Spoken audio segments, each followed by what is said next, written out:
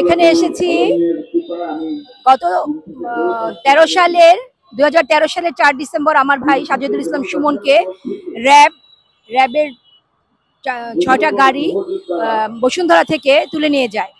সেই ভাইয়ের খোঁজ আমরা গত এই এত বছর, এক যুগেরও বেশি করে আসতেছি। সেই ভাইকে এখনো ফেরত পাই নাই।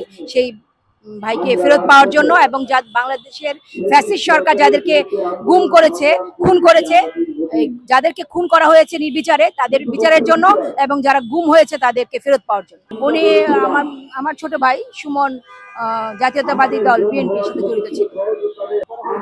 একেবারেই বিএনপি করে, জাতীয়তাবাদী দল যে ফ্যাসিস্ট হাসিনার বিরুদ্ধে কথা বলা, তার বিরুদ্ধে থাকার জন্য, বিরুদ্ধাচরণ করার জন্যই তাকে গুম করা হয়েছে।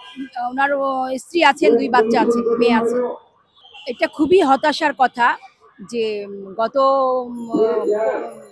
ফ্যাসিস্ট হাসিনার সময়ে যে আমরা যে আন্দোলনের মাধ্যমে ফ্যাসিস্ট হাসিনাকে হটিয়েছি, আমার ভাইকে চাওয়ার মাধ্যমে, আমার ভাইকে ফেরত চাওয়ার মাধ্যমে, ভাই সহ যাদেরকে গুম করা হয়েছে সকলকে ফেরত পাওয়ার জন্য এবং খুনের বিচারের জন্য ফ্যাসিস্ট হাসিনা চলে গেছেন, কিন্তু আমরা এখন পর্যন্ত আমার ভাইকে ফেরত পাওয়ার কোনো আশ্বাস পাইনি।